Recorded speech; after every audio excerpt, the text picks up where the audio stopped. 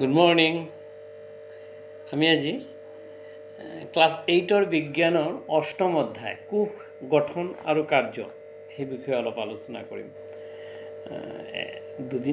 দুটা পাৰ্টত আমি শেষ কৰিম।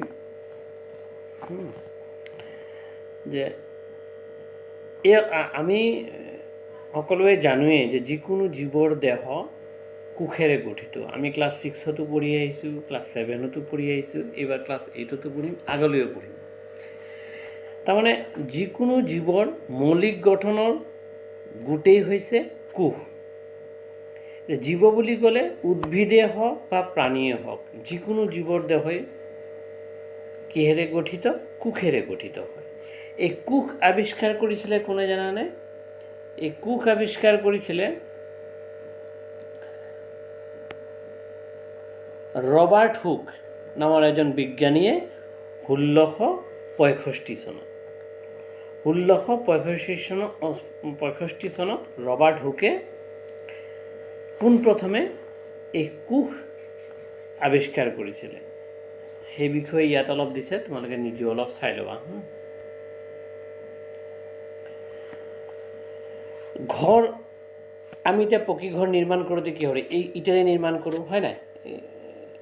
এই যেনেকৈ এইটো এটা মানে ৱাল দেখুৱাই আছে যে ইটাৰ গাঁথনিটো এনেকুৱা হয়, হয়নে? পকী ঘৰ নিৰ্মাণ কৰোঁতে তো ঘৰৰ বাবে যেনেকৈ ইটা, ঠিক তেনেদৰে জীৱৰ বাবে কোষেই হৈছে সিহঁতৰ মৌলিক গঠনৰ গোট। কি কৈছে? ঘৰৰ বাবে যেনেকৈ যে পকী ঘৰ বনাওঁতে যেনেকৈ ইটা, তেনেকৈ জীৱৰ বাবে কোষেই হৈছে সিহঁতৰ মৌলিক গঠনৰ গোট।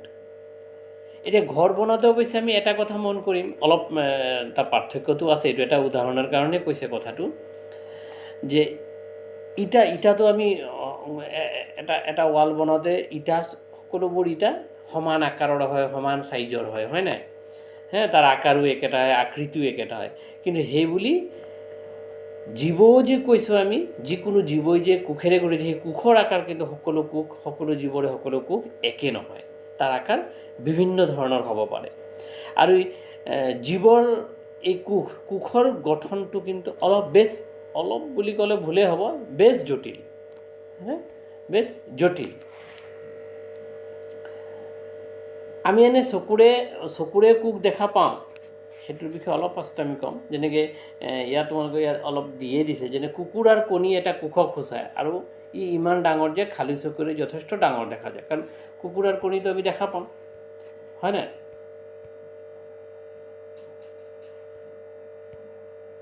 কুকুৰাৰ কণী আমি চকুৰে দেখা পাওঁ, কিন্তু সাধাৰণতে আমি কোষ দেখা নাপাওঁ। আমি চকুৰে দেখা কোষে হৈছে কিন্তু খালি কুকুৰাৰ কণী বুলি নহয়, যিকোনো চৰাই চিৰিকটি, সেইটো কুকুৰাই হওক, হাঁহে হওক, সেই কণী হৈছে আচলতে একোটা কোষ।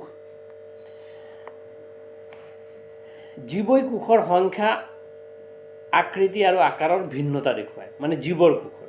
যিটো আমি সেই ৱালৰ ইটাৰ লগত যদি মিলাইছিলোঁ, সেই ইটাৰ ক্ষেত্ৰত কিন্তু সেইটো নহয়। বিভিন্ন ধৰণৰ, বিভিন্ন আকাৰৰ, বিভিন্ন আকৃতিৰ কোষ দেখা যায়। কোষৰ এতিয়া এটা কথা আহে যে জীৱৰ দেহত কিমান কোষ থাকে। আমি এতিয়া ঘৰ বনাওঁতে যেনেকৈ 1000, 2000, 3000 ইটা বা 4000 এনেকুৱা ইটা ব্যৱহাৰ কৰোঁ, তেনেকুৱা জীৱৰ দেহত কোষৰ সংখ্যা কিমান। এতিয়া আকৌ তাতে এটা মন কৰা, সৰু ঘাঁহটো কিমান সৰু। ইফালে এটা আহঁত গছ, বৰগছ, আহঁত গছ, বৰগছ বদলে আম গছ এটা কিমান ডাঙৰ। তেনেকৈ আমি প্ৰাণী, সৰু পৰুৱা এটা কিমান সৰু প্ৰাণী, পটককৈ আমাৰ চকুতো নপৰে। আকৌ তুমি যদি হাতীক যদি আমি দেখোঁ, হাতী এটা কিমান বিশাল প্ৰাণী, বা সেই পৰুৱাটোৰ তুলনাত আমি মানুহ কিমান ডাঙৰ, হয় নে নহয়? তেতিয়াহ'লে এই যে প্ৰাণীৰ কোষ কিমান থাকে বুলি ক'লে, কোষৰ হিচাপ ভাবিবলৈ বহুত হয়। কোষৰ হিচাপ যেনে সংখ্যাৰ হিচাপত বিলিয়ন বা ট্ৰিলিয়ন হ'ব পাৰে। এতিয়া বিলিয়ন, ট্ৰিলিয়নটো মানে মিলিয়ন, 1000 মিলিয়নে 1 বিলিয়ন হয়। আৰু 1 মিলিয়ন মানে বুজিছানে? 10 লাখত 1 মিলিয়ন, 10 লাখত 1 মিলিয়ন। আৰু 1000 মিলিয়নে হয় 1 বিলিয়ন, আৰু 1000 বিলিয়নে হয় 1 ট্ৰিলিয়ন। এইবোৰ ইমান ইয়াত দিছে যেতিয়া কৈছোঁ। আৰু তাৰমানে তাৰ মানে কি এই যে জীৱৰ দেহত সংখ্যাৰ হিচাপত বিলিয়ন বা ট্ৰিলিয়ন হিচাপত কোষ থাকে। কি কৈছে? বিলিয়ন বা ট্ৰিলিয়ন হিচাপত কোষ থাকে আমি যদি সংখ্যা হিচাপ কৰোঁ। তাৰমানে কিমান কিমান সংখ্যক কোষ থাকে। এতিয়া আমাৰ দেহতে তেতিয়াহ'লে কিমান কোষ, বিলিয়ন ট্ৰিলিয়ন হিচাপত কোষ থাকিব। এটাত এতিয়া এই কোষৰ সংখ্যাৰ কথাত আকৌ এটা কথা আহি যায় যে এটাতকৈ বেছি কোষৰ দ্বাৰা গঠিত জীৱক বহুকোষী জীৱ বোলে। কি কৈছে? এটাতকৈ বেছি কোষৰ দ্বাৰা গঠিত জীৱক বহুকোষী জীৱ বোলে। এটাতকৈ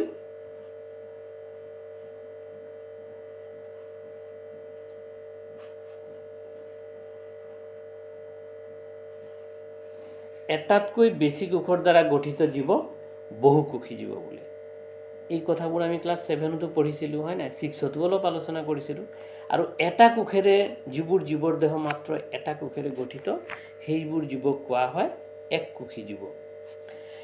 এতিয়া আকৌ এটা কথা আমি ইয়াত মন কৰিম, এটা সৰু জীৱত যিমান কোষ থাকে, এতিয়া ধৰা এটা হ'লে এককোষী কওঁ, এটাতকৈ বেছিও থাকিব, হয়তো 10টা 20টা 100টা 1000টাও থাকিব পাৰে, আৰু কিছুমান লাগে 1 ট্ৰিলিয়ন 1 বিলিয়ন তেনেকুৱা হিচাপত থাকিব লাগে। কিন্তু সৰু জীৱসমূহত কম সংখ্যক কোষ থাকিলেও প্ৰাণীটোৰ কামত কিন্তু কোনো প্ৰভাৱ নেপেলায়। এটা ডাঙৰ গছৰ কোষে যিমান কাম কৰে, একেবাৰে ধৰা এটা আহঁত গছ বৰগছৰ যিমান কোষ আছে, সেই কোষবোৰে লগ লাগি যিমান কাম কৰে, এটা সৰু ক্ষুদ্ৰ ঘাঁহ, একেবাৰে সৰু নহয় জানো, দুবৰি বন, সেইবোৰত থকা কোষবোৰেও কিন্তু তাতো কম সংখ্যক কোষ থাকিব, হয় নাই? তাতো কম দেখা দেখি আহঁত গছ বৰগছৰ যিমান কোষ থাকে তাতকৈ বহুত কম হ'ব, কিন্তু কাম একেই কৰে। বুজিছেনে? সংখ্যা কম হ'ব পাৰে কিন্তু কাম সেইবুলি কম নহয়, কাম একেই। আৰু এটা কথা আমি মানে ভাবিলে এইটো অলপ আচৰিত হ'ব লাগে যে বহু বিলিয়ন কোষেৰে গঠিত জীৱয়ো কিন্তু জীৱন আৰম্ভ কৰে মাত্ৰ এটা কোষেৰে। বুজিছেনে? খুব এই কথাটো আমি মন কৰিব লাগে।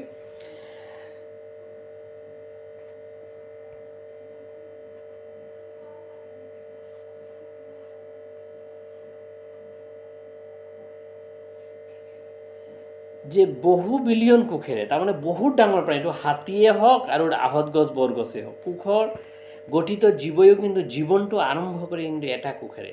আৰু সেই এটা কোষ মানে কেনেকৈ? সেইটো হ'ল এটা নিষেচিত ডিম্বাণু। এটা নিষেচিত ডিম্বাণু কিন্তু এটা কোষেই, মানে এক কোষী। আৰু আমিও যে আজি মানে মানুহৰ কথা কৈছোঁ, মানুহৰ দেহতো কিমান বিলিয়ন কোষ থাকিব, হয় নাই? কিন্তু আমাৰো আৰম্ভণিটো কিন্তু হয় এটা কোষেৰে, তাৰমানে সেই নিষেচিত ডিম্বাণু। বুজিছেনে? আৰু জীৱৰ কথাটো সেইটোৱে কৈ আছে, জীৱৰ যিমান বিলিয়নেই কোষ থাকক, কিন্তু জীৱই জীৱন আৰম্ভ কৰে মাত্ৰ এটা কোষেৰে, আৰু সেইটো হ'ল নিষেচিত ডিম্বাণু। আৰু এই নিষেচিত ডিম্বাণুটোৰ ক্ৰমাগত কোষ বিভাজনৰ, এই যে নিষেচিত ডিম্বাণুৰ ক্ৰমাগত কোষ বিভাজনৰ ফলতে কোষৰ সংখ্যা বৃদ্ধি হৈ জীৱটোৰ বিকাশ হয়, মানে একদম সৰুৰ পৰা লাহে লাহে লাহে লাহে কিমান ডাঙৰ হৈ পৰে।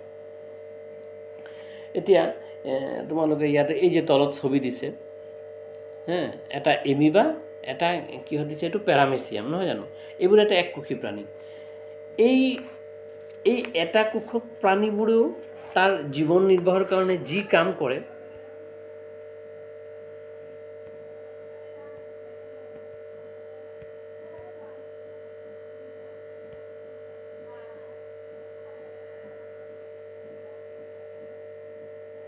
এমিবাৰ দৰে এই কথাটো কৈছে যে এমিবাৰ দৰে এককোষী জীৱবোৰেও আহাৰ গ্ৰহণ, হজম কৰা, বা আহাৰ হজম কৰা, উশাহ নিশাহ লোৱা, বৰ্জিত পদাৰ্থ ত্যাগ কৰা, প্ৰজননৰ কাম কৰা।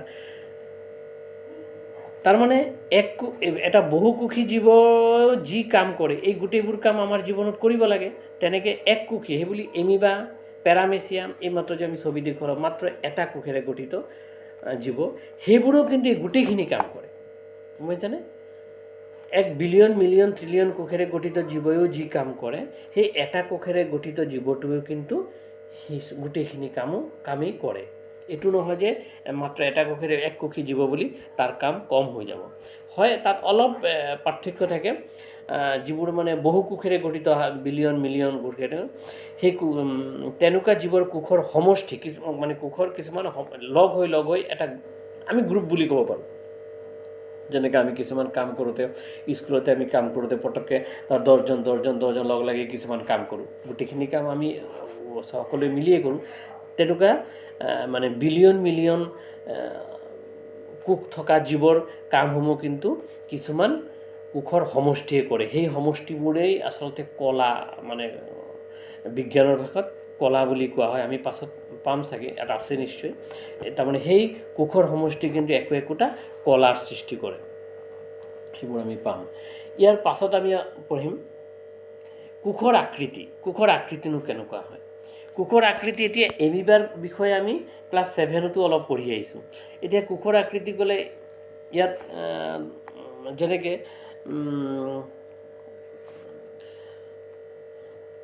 এমিবাৰ ক্ষেত্ৰত কি আছিলে? এমিবা এককোষী প্ৰাণী, হয় নাই? এমিবা কিবা এটা ধৰা আহাৰৰ সংস্পৰ্শলৈ আহিলে তাৰ দেহৰ অংশৰ পৰা দুটা প্ৰবৰ্ধৰ নিচিনা অংশ ওলায়, হয় নাই? সেইটোৱে তাহাঁতি তাকে আমি এই যে প্ৰবৰ্ধ ওলায় তাকে আমি কুটপদ বুলি কওঁ। সেই কুটপদেৰেই এমিবাই কি কৰে? তাৰ চলনাংগও কিন্তু সেই কুটপদ হিচাপে ব্যৱহাৰ কৰে। সেইটো এককোষী প্ৰাণী। আকৌ চোৱা, আমাৰ মানুহৰ দেহৰ তেজত তিনিবিধ কোষ থাকে, হয়নে? শ্বেতৰক্ত কণিকা বা শ্বেতৰক্ত কোষ, লোহিত ৰক্ত কোষ আৰু অনুচক্ৰিকা। এই যে শ্বেতৰক্ত কোষবোৰো কিন্তু এটা একক কোষ, মানে এটা কোষ। এই শ্বেতৰক্ত কোষে কিন্তু নিজৰ আকৃতি হৰণ কৰে, কাৰণ শ্বেতৰক্ত কোষৰ কাম আমি জানো কি? আমাৰ দেহত প্ৰৱেশ কৰা বিভিন্ন ধৰণৰ অণুজীৱ ধ্বংস কৰে। তাৰ বিভিন্ন আকৃতি তাহাঁতৰ হ'ব লাগে। ডাঙৰ হ'লে অলপ ডাঙৰ হৈ তাহাঁতক ধৰা ধ্বংস কৰে, সৰু হ'লে সৰু হৈয়ে কৰে। কিন্তু এই শ্বেতৰক্ত কোষ এইটোৱে এটা কোষ, আৰু এমিবা গোটেই জীৱটোও কিন্তু এটাই কোষ। কিন্তু পাৰ্থক্যটো ক'ত? এমিবা হৈছে সম্পূৰ্ণ স্বাধীনভাৱ এটা জীৱ, ই অকলেই জীয়াই থাকিব, তাৰ এটা কোষ, কিন্তু সেই কোষটো অকলে জীয়াই থাকিব, মানে এমিবাটোৱে জীয়াই আছে।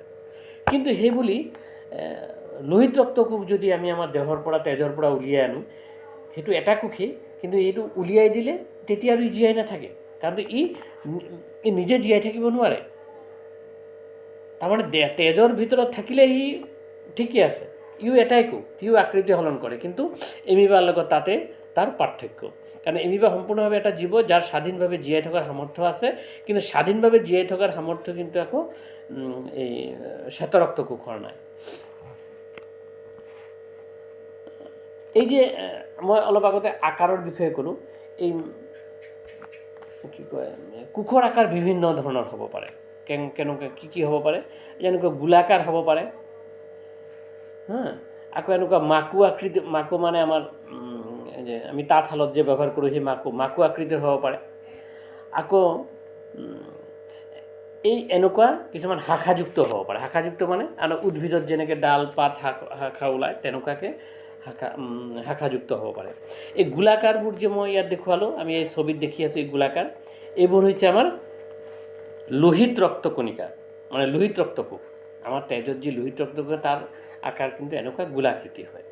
আকৌ আমাৰ শৰীৰত যে মাংস পেশীত যিবোৰ কোষ থাকে, সেইবোৰৰ আকাৰ সাধাৰণতে এই মাকু আকৃতিৰ হয়। মাকু আকৃতিৰ মানে ই অলপ দীঘলীয়া হয় আৰু দুই মূৰ জোঙা হয়, মাকু আকৃতিৰ হয়, যিটো আমি তাঁতশালত ব্যৱহাৰ কৰে।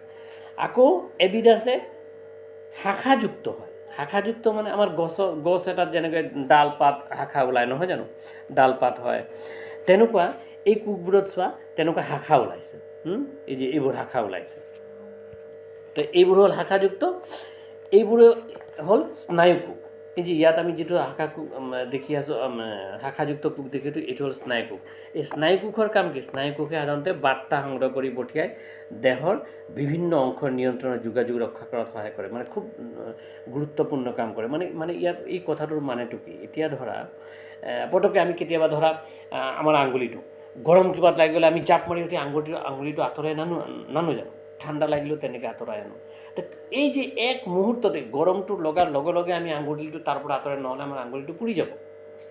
এই যে আঙুলিটো তাত গৰম মানে এইয়াৰ গোটেই বাৰ্তাটো নি ব্ৰেইনত দিয়ে মানে মগজুত দিয়ে, মগজুৱে আকৌ ধৰা আমাৰ এই আঙুলিৰ এই অংশটোত খবৰ পঠিয়ালে যে মানে লগে লগে আঁতৰাব লাগে, লগে লগে এই আঙুলিটো মানে আমি হাতটো আঁতৰালোঁ। কিন্তু আমি ভাবিব নোৱাৰিলোঁ কিমান মানে ছেকেণ্ডৰ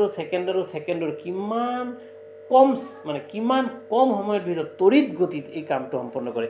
এই যে বাৰ্তাবোৰ অনা নিয়া কামটো কোনে কৰে? এইমাত্ৰ যে ক'লোঁ এই স্নায়ু কোষবোৰেই কৰে।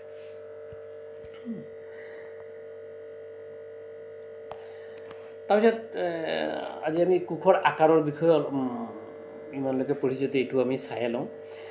জীৱৰ কোষৰ আকাৰ খুব সৰু হয়, মানে আমি আচলতে ইয়াক খালী চকুৰে নেদেখোঁৱে। আৰু সাধাৰণতে এই 1 মিটাৰৰ 1 নিযুত ভাগৰ মানে 1 মিটাৰত মানে 100 চেণ্টিমিটাৰক যদি আমি 1 নিযুতটা ভাগ কৰোঁ, তাৰ 1 ভাগৰ সমান, যাক মাইক্ৰমিটাৰ বা মাইক্ৰন বুলি কোৱা হয়, এই ইয়াত দিয়া আছে, তোমালোকে অলপ চাবা। জীৱৰ কোষৰ আকাৰ ইমান সৰু যে 1 মিটাৰৰ 1 নিযুত ভাগৰ 1 ভাগৰ সমান, যাক মাইক্ৰমিটাৰ বা মাইক্ৰন বোলা হয়। বা কিছুমান আকৌ কেইবা চেণ্টিমিটাৰ পৰ্যন্ত অলপ ডাঙৰ হ'ব পাৰে। যিয়েই নহওক, এই কোষবোৰৰ আকাৰ ইমানেই সৰু হয় যে আমি তাক খালী চকুৰে মনিব নোৱাৰোঁ। আমি কোষবোৰক সেই অনুবীক্ষণ যন্ত্ৰ মাইক্ৰস্কোপৰেহে চাব পাৰোঁ। আমি চকুৰেও কোষ দেখা পাওঁ, জানিছানে? এতিয়া আমি চকুৰে কোষ কেনেকৈ, আমি হাতৰ বা আমাৰ নিজৰ দেহতেচোন কোষ দেখা নাপাওঁ। আমি কোষ দেখা পাওঁ, আমি দেখা পাওঁ। আমি আগতে উল্লেখ কৰি পাঠৰ ষ্টাৰ্টিঙতে আমি কথা অলপ পাতিছিলোঁ যে আমি যে কণী পাওঁ, কণী মানে আমি কিহৰ কণী পাওঁ? হাঁহৰ কণী পাওঁ, কুকুৰাৰ কণী পাওঁ, চৰাই, পাৰ, এইবোৰ বিভিন্ন ধৰণৰ চৰাই কণী। এই কণীবোৰ কিন্তু আচলতে একোটা কোষ। তাৰমানে আমি চকুৰে দেখা কোষ হৈছে কণী। কিহৰ কণী? এইটো যিবোৰে কণী পাৰে আৰু সেই কণী। আৰু আমি চকুৰে দেখা আটাইতকৈ ডাঙৰ কোষটো হৈছে জানিছানে কি? উট চৰাইৰ কণী, মানে উট পক্ষীৰ কণী। উট চৰাইটো বহুত ডাঙৰ, আমাৰ চৰাইৰ ভিতৰতো বহুত ডাঙৰ, অষ্ট্ৰিচ পক্ষী বুলি কোৱা হয়, বা সেইটোৱে উট পক্ষী বা উট চৰাই। সেই উট চৰাইৰ কণীও আমি চকুৰে দেখা আটাইতকৈ ডাঙৰ কণী। গতিকে আমি চকুৰে দেখা আটাইতকৈ ডাঙৰ কোষটোৱে হৈছে উট চৰাইৰ কণী। গতিকে আমি এই কোষৰ গঠন আৰু কাৰ্যৰ প্ৰথম অংশ হিচাপে আমি আজি আমাৰ প্ৰথম ক্লাছটো ইয়াতে শেষ কৰিছোঁ।